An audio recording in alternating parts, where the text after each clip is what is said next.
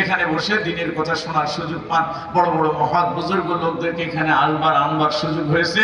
আমি আপনাদেরকে সনির্বন্ধ অনুরোধ করবো মাদ্রাসাটাকে টিকিয়ে রাখার জন্য, মাদ্রাসার শ্রীবৃদ্ধি করার জন্য, মাদ্রাসার সুনাম সুখ্যাতি বাড়াবার জন্য আপনাদের ছাত্র দেওয়া একান্ত প্রয়োজন। দুই হচ্ছে যে মাদ্রাসায় কেমন লেখাপড়া হচ্ছে মাঝে মাঝে আসবেন এবং খোঁজখবর নেবেন। হুজুরদের সঙ্গে দূরের থেকে শুধু সমালোচনা নয়, বদনাম নয়, তাদের ক্রিটিসিজম নয়, তাদেরকে আপনার কাছ থেকে শুনবেন কি করে।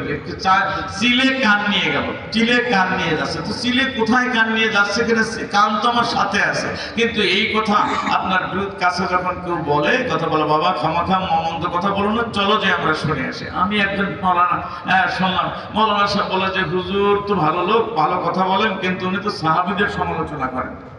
আরে সমালোচনা মানে তার দুর্নাম করেন। তো আমি জিজ্ঞাসা করতে চাই, আমার এই 40 বছরের উপরে গোপালগঞ্জে অবস্থান, 40 বছর এবার 40 ইয়ার, বন্ধুরা আমার কোন লোককে বলতে পারে যে হুজুর ওই দিনকে ওই সাহাবীর বিরুদ্ধে কথা বলেছে?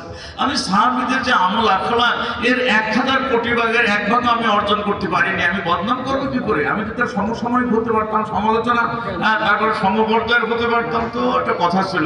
আমি তো অনেক দূরের মানুষ, তাদের একটা পশমের মূল্য আমার না, আমি কেন সমালোচনা করবো? জানা নাকি এটা বলে মিথ্যে কথা বলে, জানা নাকি আমার সম্পর্কে চিন্তা ভাবনা করে, তারা কি সঠিক কথা বলে না মিথ্যে কথা বলে?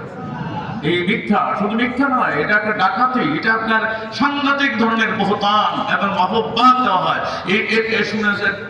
শুনে কথা। আমি একবার গোপালগঞ্জে আমি জুমার নামাজ, তো এক ভদ্রলোক বললো যে আমি দরবারের থেকে শুনে আসছি মাদ্রাসায় সুন্নাত নাই। আরে কি বলছে?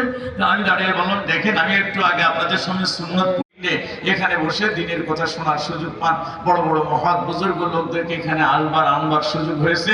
আমি আপনাদেরকে সনির্বন্ধ অনুরোধ করবো মাদ্রাসাটাকে টিকিয়ে রাখার জন্য, মাদ্রাসার শ্রীবৃদ্ধি করার জন্য, মাদ্রাসার সুনাম সুখ্যাতি বাড়াবার জন্য আপনাদের ছাত্র দেওয়া একান্ত প্রয়োজন। দুই হচ্ছে যে মাদ্রাসায় কেমন লেখাপড়া হচ্ছে মাঝে মাঝে আসবেন এবং খোঁজখবর নেবেন। হুজুরদের সঙ্গে দূরের থেকে শুধু সমালোচনা নয়, বদনাম নয়, তাদের ক্রিটিসিজম নয়, তাদেরকে আপনার কাছ থেকে শুনবেন কি করে।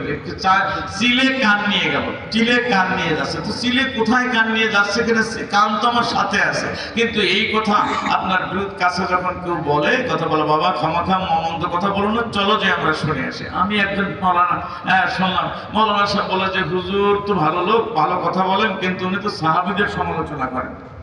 আরে সমালোচনা মানে তার দুর্নাম করেন। তো আমি জিজ্ঞাসা করতে চাই, আমার এই 40 বছরের উপরে গোপালগঞ্জে অবস্থান, 40 বছর এবার 40 ইয়ার, বন্ধুরা আমার কোন লোককে বলতে পারে যে হুজুর ওই দিনকে ওই সাহাবীর বিরুদ্ধে কথা বলেছে? আমি সাহাবীদের যে আমল আখলাক এর 1000 কোটি ভাগের 1 ভাগ আমি অর্জন করতে পারিনি, আমি বদনাম করবো কি করে? আমি তো তার